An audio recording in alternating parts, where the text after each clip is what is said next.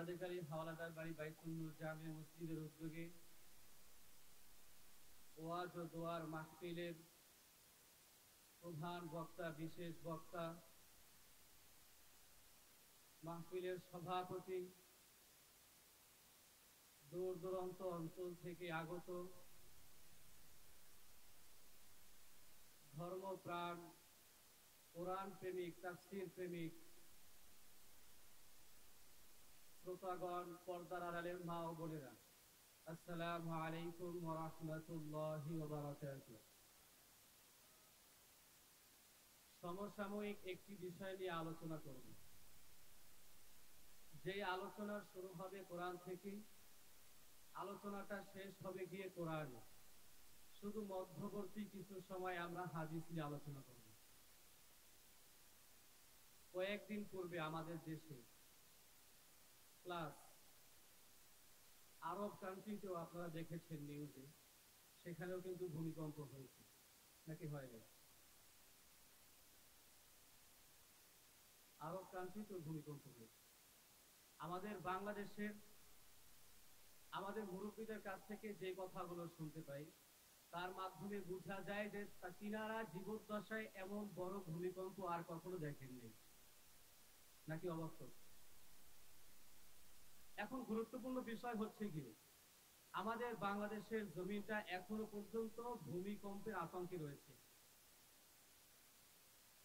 এবং next month কিছু সময়ের মধ্যেই, কিছু দিনের মধ্যেই আবার ভূমিকম্প হওয়ার সম্ভাবনা আছে, এটাও আমরা জানতে পারি।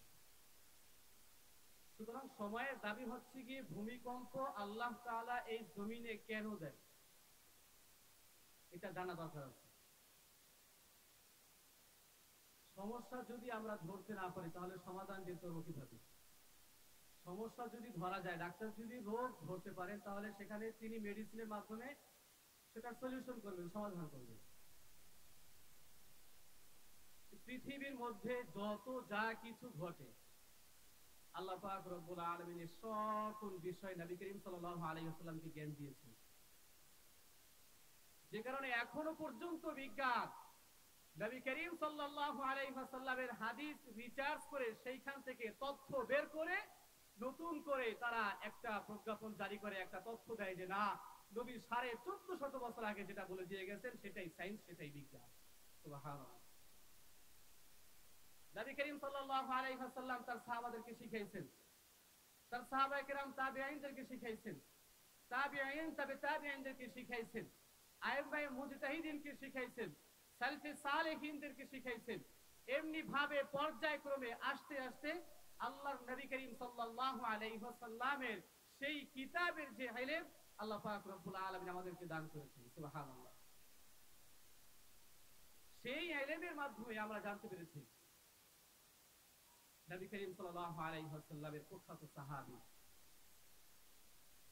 হযরত আবু হুরায়রা রাদিয়াল্লাহু তাআলা আনহু থেকে বর্ণিত তিরমিজি শরীফের 2211 নম্বর হাদিস, নবী করিম সাল্লাল্লাহু আলাইহি ওয়াসাল্লাম বলতেছেন, 15টি এমন জঘন্য অপরাধ রয়েছে, 15টি এমন জঘন্য কাজ রয়েছে, যে কাজগুলো যখন জমিনের মধ্যে হবে, যে কাজগুলো যখন সেই জমিনের বাসিন্দাদের মধ্যে ছড়িয়ে পড়বে, মরণ ব্যাধি আক্রান্তে তারা আক্রান্ত হবে, আল্লাহ পাক রব্বুল আলামিন সেই 15টি কারণেই দুনিয়ার মধ্যে ভূমিকম্প দিবে।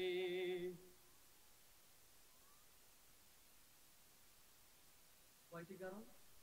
15টি। একটা হাদিস থেকে, শুধুমাত্র একটা হাদিস নিয়ে আলোচনা করব। 15টি কারণ শুধুমাত্র নবী করিম সাল্লাল্লাহু আলাইহি ওয়াসাল্লাম একটি হাদিসের মধ্যে বলে দিয়েছেন। তিরমিজি শরীফের 2211 নম্বর হাদিস।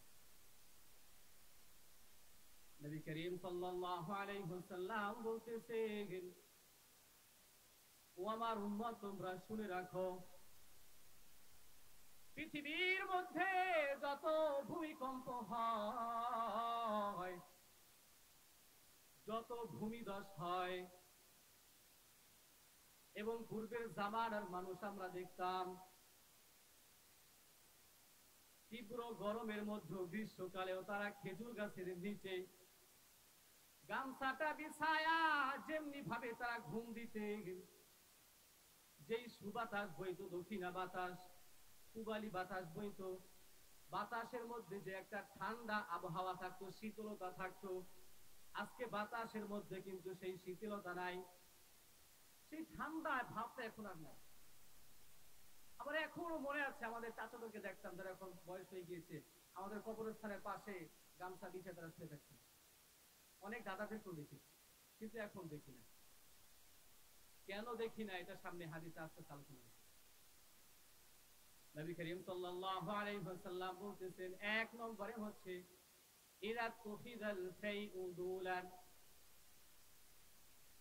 পৃথিবীর মানুষগুলো যখন গনিমতের যত মাল আছে, গনিমতের যত সম্পদ আছে, এই সম্পদগুলো যখন ব্যক্তিগত সম্পদ হয়ে যাবে, পার্সোনাল সম্পদ হয়ে যাবে,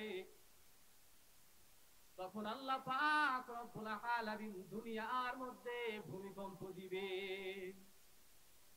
এক নম্বর কারণ হচ্ছে গিয়ে গনিমতের মাল, গনিমতের সম্পদ। গনিমতের সম্পদ বলা হয় যুদ্ধ করার পরে শত্রুপক্ষের কাছ থেকে শত্রুপক্ষ যা রেখে পালিয়ে যায়। শত্রুপক্ষ যখন পরাজয় বরণ করে তারা অস্ত্র শস্ত্র রেখে পালিয়ে যায় না, সেটাই হচ্ছে গিয়ে গনিমতের মাল। এই গনিমতের মালকে মুসলমানরা যখন নিজেদের পার্সোনাল ব্যক্তিগত সম্পদ মনে করে এটার অপব্যয় করবে, তখন আল্লাহ পাক রব্বুল আলামিন এই পৃথিবীর মধ্যে ভূমিকম্প দিবেন। দুই নম্বরে হচ্ছে গিয়ে ওয়াল আমানাতু মাগনামা, দুই নম্বরে হচ্ছে গিয়ে আমানতের সম্পদ যখন লুটে পরিণত হবে। কিসে পরিণত হবে? লুট। লুট। ঢাকা থেকে বরাদ্দ হয়েছে, পার্লামেন্ট থেকে বরাদ্দ হয়েছে সবিগুড়ি ইউনিয়নের মাদ্রাসার বাজার থেকে নিয়ে চানশিকদার হাট পর্যন্ত রোড হবে, ঢালাই পিচ ঢালাই হবে। আমানত দিয়েছে একজনের কাছে, আমানতের খেয়ানত করতে করতে, আমানত লুণ্ঠন হতে হতে সেখানে কোনো পাকা রাস্তা হয় নাই, পিচ ঢালাই হয় নাই, সেখানে শুধুমাত্র কিছু রাস্তার মধ্যে ইট দিয়ে দিল। বরাদ্দ হলো একজনকে, তুমি 10 বস্তা চাউল অমুক ইউনিয়নে গিয়ে দিয়ে দিবা, 10টা পরিবারের মধ্যে 10 বস্তা চাউল সে আনার পরে 2 বস্তা পিলে দিল, 8 বস্তা। বিসমিল্লাহ। হচ্ছে কি হয় না? 2 নম্বরে হচ্ছে গিয়ে ওয়াল আমানাতু মাগনামা, আমানতের মাল লুটে পরিণত হবে, আমানতের মালগুলো লুটপাট হবে। বিগত 17 বছরে কত হাজার কোটি টাকা আমাদের দেশ থেকে লুটপাট হয়ে গেছে, এখনো পর্যন্ত গণনা করা মনে হয় সম্ভব না, শেষ করা সম্ভব না। সরকারের পক্ষ থেকে তো একটা ক্যালকুলেশন করে তারপরে অনুমান করে একটা অঙ্ক বলা হয়, একটা সংখ্যা বলা হয়। এগুলো তো আমানত, জনগণের আমানত, আমাদের ট্যাক্সের পয়সা, আমাদের টাকার পয়সা, আমাদের রক্তগামের পয়সা হচ্ছে গিয়ে সেই পার্লামেন্টে গিয়ে পাস হওয়া টাকা। এটা লুট হয়ে গেছে। 3 নম্বরে হচ্ছে গিয়ে ওয়াজ যাকাতু মাগরামা, 3 নম্বরে হচ্ছে গিয়ে যাকাতের সম্পদকে, যাকাত দেওয়াকে মানুষ বোঝা মনে করবে, বোঝা। মাগরামা, তারা বোঝা মনে করবে এটাকে। এটা একটা জরিমানার মতো হয়ে গেছে যে যাকাত এটাকে জরিমানা দিতে হবে, এটা বোঝার মতো অবস্থা। অথচ যাকাত মানুষ যে দেয় এটা কার সম্পদ? ব্যক্তিগত সম্পদ। আল্লাহ তাআলা রাব্বুল আলামিন নিজেই বলতেছেন যে এটা তো তোমার সম্পদ না। মা রাযাকনাকুম ওয়া মিম্মা রাযাকনাকুম মিম্মা রাযাকনাহুম ইউনফিকুন। আল্লাহ তাআলা বলতেছেন আমি যে সম্পদ দিয়েছি সেই সম্পদ থেকে যারা দান করে, আল্লাহ তাআলা চাইলেই বলতে পারতেন বান্দা তুমি কষ্ট করে যেটা কামাই করো সেখান থেকে দাও। আল্লাহ তাআলা কি বলছেন? রাযাকনাহুম, আমি তাদেরকে যেটা দেই আমি দেই, তার মানে দেন কে? আল্লাহ। আল্লাহর দেওয়া সম্পদ আল্লাহর রাস্তায় ব্যয় করতে বাধা কিসের, কষ্ট কিসের? 4 নম্বর কারণ হচ্ছে ওয়াতুল্লিমা লিগাইরিদ্দিন, দিন বিবর্জিত শিক্ষা ব্যবস্থা আমাদের সমাজের মধ্যে সয়লাভ হয়ে যাবে। আউট অফ রিলিজন মানে ধর্মের বাহিরে যত শিক্ষা আছে, এই শিক্ষা ব্যবস্থা আমাদের সমাজের মধ্যে সয়লাভ হয়ে যাবে, প্রচার প্রসার হয়ে যাবে। সেই জ্ঞানের চর্চা মানুষ করবে, করছে কি করে না? একটি জরিপ অনুযায়ী বিগত 17 বছরে 16 বছরে সুকৌশলে আমাদের মা বোনদেরকে, আমাদের ছেলেপেলেদেরকে, আমাদের শিক্ষার্থীদেরকে প্রাইমারি থেকে নিয়ে শুরু করে মাধ্যমিক বিদ্যালয়, উচ্চ বিদ্যালয়, কলেজ, ডিগ্রি, ভার্সিটি, ইউনিভার্সিটি, আন্তর্জাতিক বিশ্ববিদ্যালয় পর্যন্ত সকল সেক্টর থেকে 80% ধর্মীয় শিক্ষাকে মাইনাস করা হয়েছে। 80%। এজন্যই তো আজকে আমাদের সমাজ ব্যবস্থার এই করুণ পরিণতি। আমাদের সমাজের মানুষের মধ্যে, আমাদের এখনকার ইয়াং জেনারেশনের মধ্যে নীতি নৈতিকতার অবক্ষয় কেন? কারণ শিক্ষা সিলেবাসের মধ্যে আগে যেই ধর্মীয় শিক্ষা ছিল, সেই শিক্ষা এখন আর দেওয়া হয়। প্রাইমারিতে গিয়ে তথ্য নিলাম, প্রাইমারিতে গিয়ে তথ্য নেওয়ার পরে জানতে পারলাম ধর্মীয় শিক্ষার ক্লাস হয় সবার লাস্টে, কারণ সে সময় বাচ্চা কাচ্চারা থাকে না, তার মানে এটার গুরুত্বই নেই।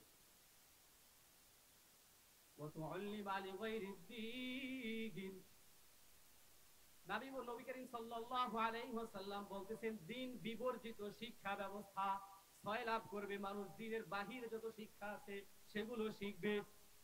ব্যাঙের নাচ শিখাইছে কি শিখায় নাই? ক্রিং ক্রিং সাইকেল বাজানো শিখাইছে কি শিখায় নাই? গানের জন্য শিক্ষক নিয়োগ দেওয়া হয়েছে, অথচ আমাদের বর্তমান মা বোনেরা, আমাদের মুরব্বীরা এখন চান যে আমার সন্তানটা সূরা ফাতিহা পড়তে পারুক, নাকি সারেগামা পড়তে পারুক, এটা চায়। সূরা ফাতিহা পড়তে পারুক, এটা আমাদের সমাজ ব্যবস্থা এখন চায়।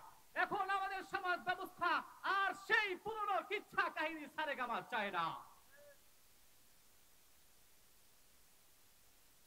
অথচ সেই শিক্ষা ব্যবস্থাকে একেবারে ধ্বংস করে দেওয়া হয়েছে, ধ্বংস একেবারে শেষ। এটা যদি এক্সপ্লেইন করে নেক্সট টাইমে কখনো বুঝাইতে পারি তাহলে বুঝাবো ইনশাআল্লাহ, তাহলে বুঝতে পারবেন যে আমাদের শিক্ষা ব্যবস্থাটা কোথায় গিয়ে দাঁড়িয়েছে। বিভিন্ন বিশ্ববিদ্যালয় থেকে, ভার্সিটি থেকে এখন সেকুলার, যারা ধর্মকে বিশ্বাস করে না, তারা এখন বের হচ্ছে নতুন নতুন। এটা কেন হইতেছে? কারণ সেখানে ধর্মীয় শিক্ষা নাই। তাহলে 4 নম্বর কারণগুলো কি? ওয়াতুল্লিমা লিগাইরিদ্দিন, দিন বিবর্জিত শিক্ষা ব্যবস্থা।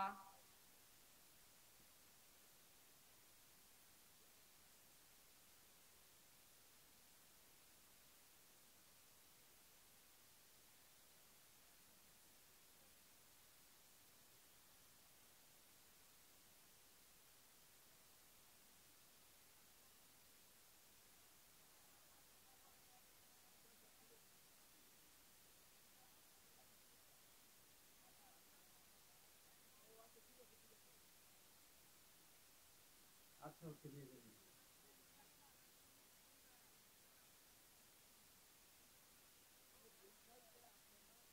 নবী করিম সাল্লাল্লাহু আলাইহি ওয়াসাল্লাম বলতেছেন, 5 নম্বরে যে অপরাধের কথা তিনি বলেছেন, ওয়া আতাহার রাজুলু ইমরাআতাহু।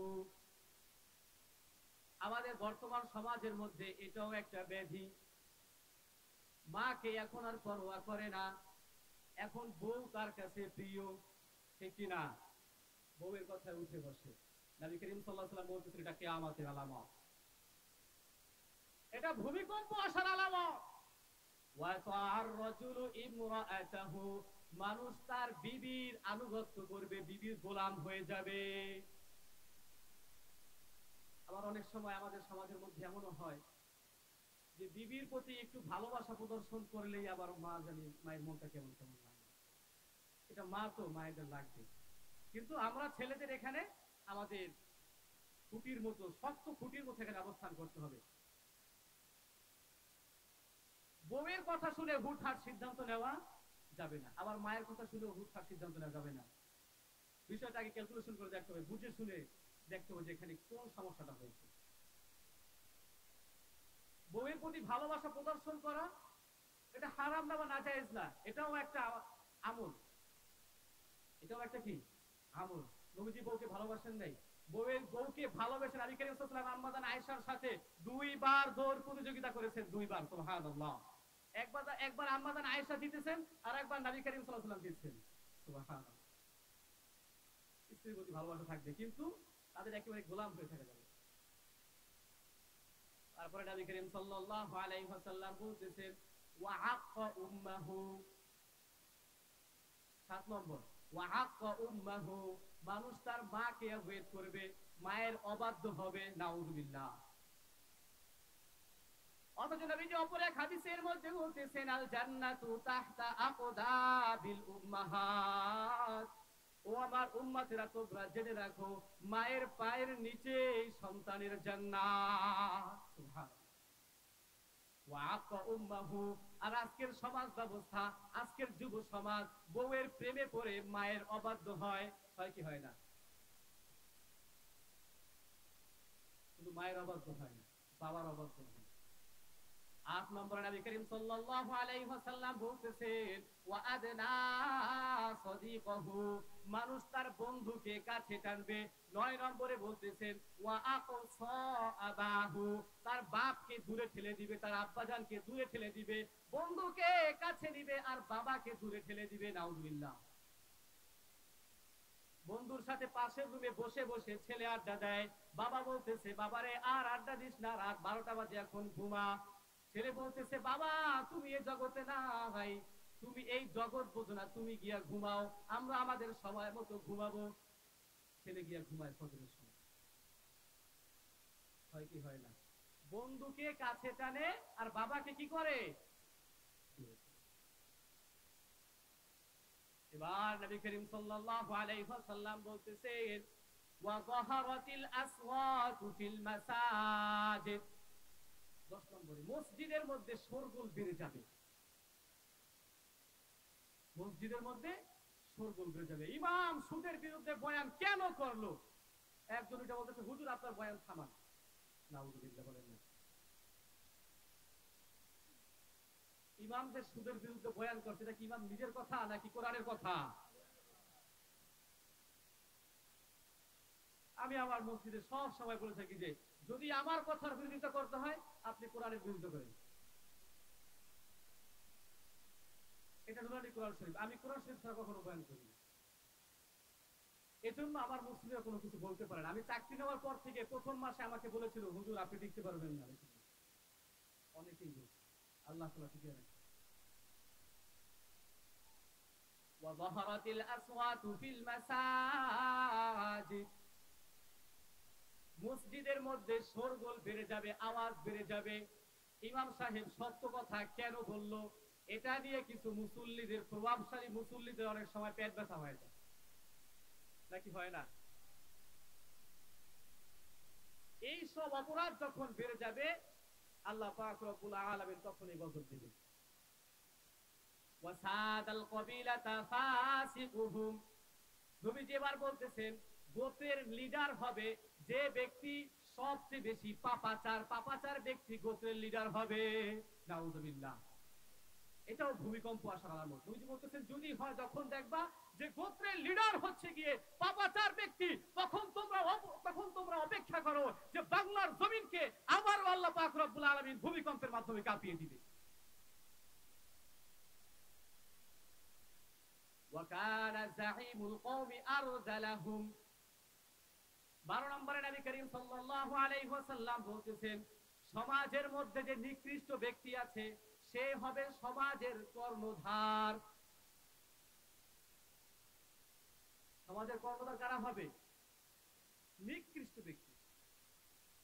এবার নবী করিম সাল্লাল্লাহু আলাইহি ওয়াসাল্লাম বলতেছেন ওয়া উকরিমার রাজুলু মাখাফাতাশ শাররি, তোমরা মনে করিও না তারে মানুষ সালাম দেয় ভালোবাসা, না, তাকে মানুষ সালাম দেয় তার জুলুম থেকে বাঁচার জন্য, ঠিক কি না? তাকে মানুষ সালাম দেয় কেন? সালাম দেয় ডরে, না জানি কি করে, সালাম দেয় ডরে, না জানি কি করে। আল্লাহ তাআলা আমাদেরকে হেফাজত করেন, আমিন। ওয়া যাহারাতিল কায়নাতু ওয়াল মাআসিফু, এবার নবী করিম সাল্লাল্লাহু আলাইহি ওয়াসাল্লাম বলতেছে সমাজের মধ্যে নর্তকী গায়িকা নায়িকা বেড়ে যাবে, গায়ক বেড়ে যাবে, বাসায় বাসায় গান হবে, গায়ে হলুদের নামে গান হবে, বিয়ের নামে গান হবে, হচ্ছে কি হয় না, হয় কি হয় না, টুর্নামেন্টের নামে গান হবে।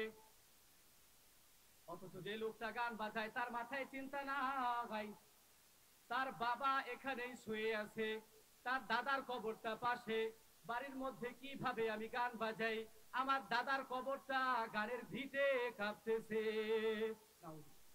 পিপিলিকা ওই গর্তে তোমার গানের শব্দের আওয়াজে ওই পিপিলিকাটাও শান্তিভাবে ঘুমাইতে পারে না। পাখির বাসার মধ্যে গিয়ে দেখো পাখিটাও তোমার শব্দে ছটফট করতেছে। তোমার বৃদ্ধ দাদাজি বয়সে অনেক বয়স হয়ে গিয়েছে, রোগে ধরে গেছে, সে লোকটাও তোমাকে বদদোয়া দিচ্ছে। নাউযুবিল্লাহ। এসব নিয়ে কথা বললে আমার একটা শ্রেণী বলে কি, অথচ তোমাদের জন্যই আজকে আমাদের সমাজের মধ্যে, আমাদের দেশের মধ্যে আজকে গজব আসতেছে, ভূমিকম্প আসতেছে, ভূমিধস আসতেছে, অমিক্রণ আসতেছে, সাইক্লোন আসতেছে। কথা বলে ঠিক কি না?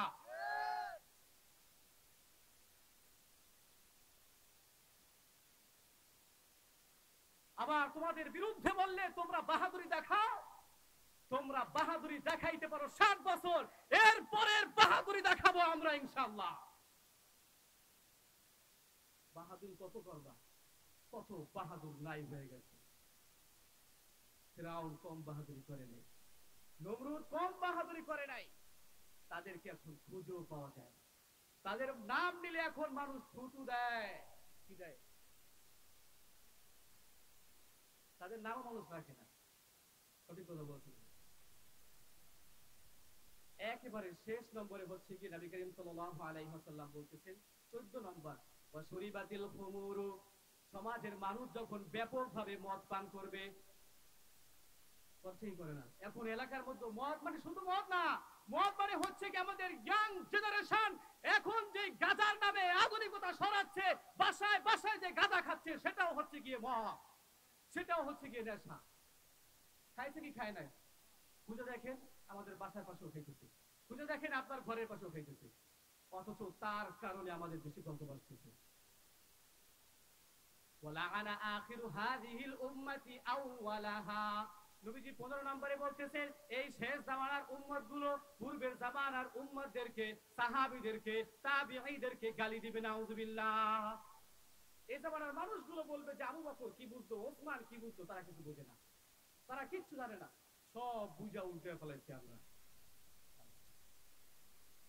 নবীজি বলতেছেন এই 15টা অন্যায় যখন বেড়ে যাবে তখন আল্লাহ পাক রব্বুল আলামিন দুনিয়ার মধ্যে ভূমিকম্প দিবেন।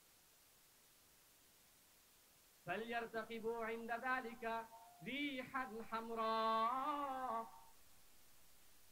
এই 15টি অন্যায় যখন দুনিয়ার মধ্যে বেড়ে যাবে তখন তোমরা গরম বাতাসের অপেক্ষা করো। ওই যে বললাম যে চাচারা আগে খাজুর গাছের নিচে একটা গামছা দিয়ে শুয়ে থাকতেন, এখন ঘরে শুয়ে থাকলেও সে শান্তি পাওয়া যায় না। বাতাস গরম হয়ে গেছে, বাতাস আগের মতো কোনো শান্ত। আমাদের অন্যায়ের কারণে দুনিয়ার পরিস্থিতি আল্লাহ পাক রব্বুল আলামিন চেঞ্জ করে দিয়েছেন। আমাদের অপরাধের কারণে, আমাদের সমস্যার কারণে, আমাদের অন্যায়ের কারণে।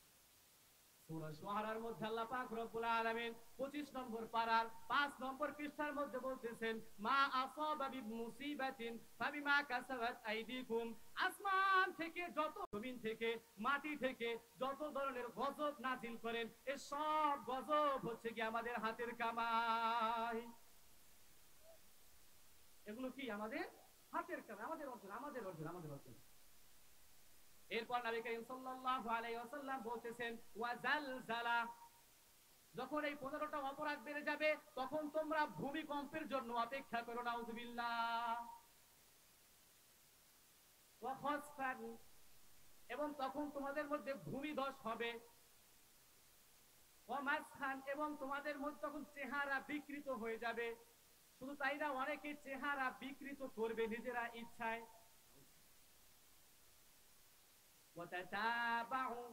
এবং নবী করিম সাল্লাল্লাহু আলাইহি ওয়াসাল্লাম হাদিসের শেষে গিয়ে বলতেছেন তাসবির একটা দানা, তাসবিহ থেকে যেমনি ভাবে গোড়া থেকে কেটে দিলে দানাগুলো যেমনি ভাবে টপ টপ করে একের পর এক পড়তেই থাকে, ধারাবাহিক ভাবে পড়তেই থাকে, লেট করে না। যখন তোমাদের মধ্যে এই 15টি অন্যায় বেড়ে যাবে, আল্লাহ পাক রব্বুল আলামিন বিপদ একের পর এক দিতেই থাকবে, একের পর এক দিতেই থাকবে। নাউযুবিল্লাহ। কেটে দিবে তাসবিহ গোড়া থেকে কেটে দিলে যেমনি দানাগুলো একটার পর 1 মিনিট পর কি আরেকটা পরে একইভাবে পড়তেই থাকে, পড়তেই থাকে। আল্লাহ তাআলা বলতেছেন যদি এমন হয় তাহলে অপেক্ষা করো, আমি তোমাদেরকে একের পর এক বিপদ দিব, একের পর এক সাইক্লোন দিব, সিডর দিব, তোমাদেরকে ওমিক্রন দিব, ডেঙ্গু দিব। দিতে কি যায়? এই হচ্ছে কি সমস্যা। 15টি সমস্যার কারণে আমাদেরকে আল্লাহ পাক রব্বুল আলামিন কি দিবেন? গজব দিবেন, বড় বড় আযাব দিবেন।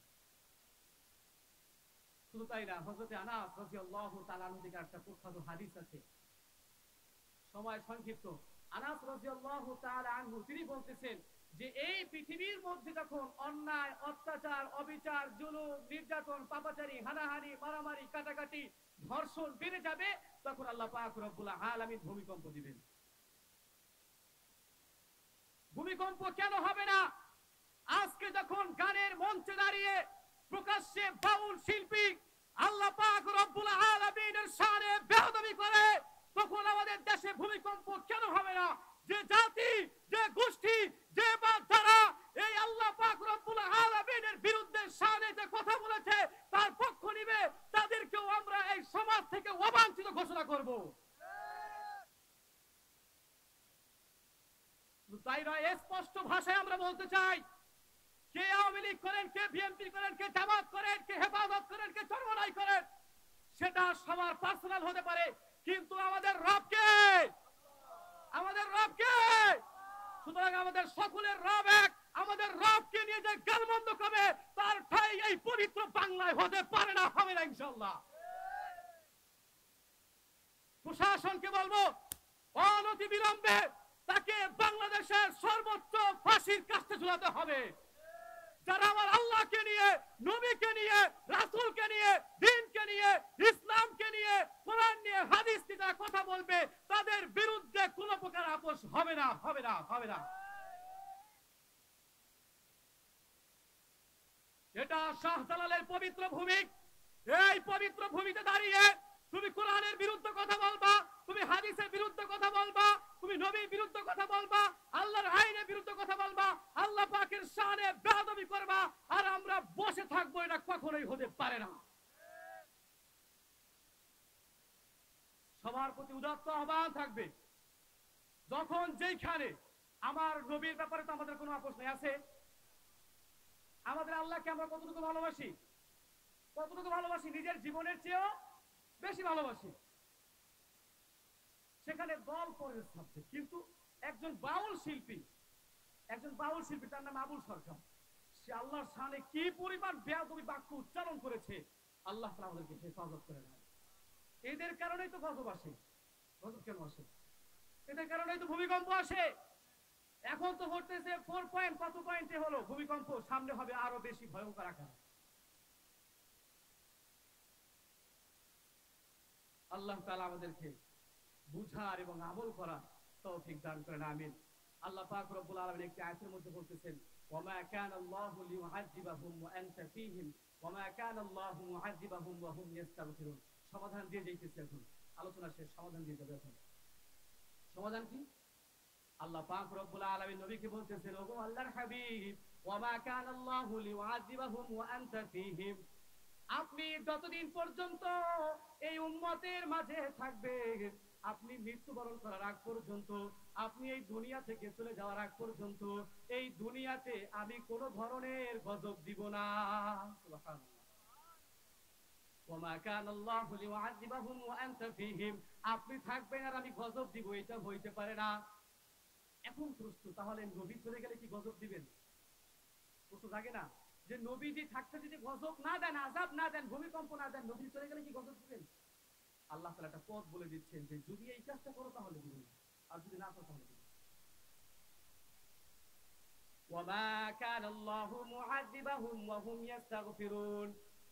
আয়াতের পরের অংশে আল্লাহ তাআলা বলতেছেন ওয়ামা কানাল্লাহু মুআযিবাহুম ওয়া হুম ইস্তাগফিরুন, এবং নবী চলে গেলে তোমাদের মাঝখানে যদি কোনো মানুষ সকাল বিকাল ইস্তেগফার করে, আস্তাগফিরুল্লাহ আস্তাগফিরুল্লাহ আস্তাগফিরুল্লাহ রাব্বি মিন কুল্লি যামবি ওয়া আতুবু ইলাইহি লা হাওলা ওয়ালা কুওয়াতা ইল্লা বিল্লাহিল আলিয়্যিল আযীম। ও আমার বান্দারা, তোমরা শুনে রাখো, নবীজি এই পৃথিবীর মধ্যে যতদিন থাকবে ততদিন আমি এই দুনিয়ার মধ্যে আযাব দিব না, কিন্তু নবী চলে গেলে তখনকার সময়ে তোমরা যদি ইস্তেগফার করো, বেশি বেশি আস্তাগফিরুল্লাহ পড়ো, তওবা করতে থাকো, তখনও আমি তোমাদের মাঝে গজব দিব না। সুবহানাল্লাহ। তাহলে আমরা আমাদের দায়িত্ব বুঝে পাইছি। দায়িত্বটা কি? আস্তাগফিরুল্লাহ আস্তাগফিরুল্লাহ আস্তাগফিরুল্লাহ আস্তাগফিরুল্লাহ।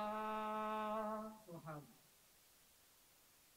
এটাই আমাদের কাজ। বেশি বেশি তওবা করতে হবে। আল্লাহ, আমাদের দ্বারা অন্যায় হয়ে গেছে, আল্লাহ আমাদের অন্যায়ের কারণে আল্লাহ আপনি আযাব দিচ্ছেন, আল্লাহ আমাদের অন্যায়ের কারণে আপনি গজব দিচ্ছেন, আল্লাহ আপনি আমাদেরকে মাফ করে দেন, আল্লাহ আপনি আমাদেরকে মাফ করে দেন। এই কথাগুলো বারবার আল্লাহকে বলুন, এই কথাগুলো বারবার রব্বে কারীমের কাছে বলা, যে আল্লাহ আপনি মাফ করে দেন, আল্লাহ আমাদের অন্যায় হয়ে গেছে, আল্লাহ আমরা বেশি অন্যায় করে ফেলতেছি, যে কারণে আজকে আপনি ভূমিকম্প দিচ্ছেন, আমাদের বেশি বেপরদা হয়ে যাচ্ছে, আমাদের বেশি গান শোনা হয়ে যাচ্ছে, আমাদের বেশি গান বাজনা হয়ে যাচ্ছে, আমাদের মধ্যে নাস্তিক্যবাদ বেড়ে যাচ্ছে, আমাদের মধ্যে বেনামাজি বেড়ে যাচ্ছে, আল্লাহ আপনি মাফ করে দেন।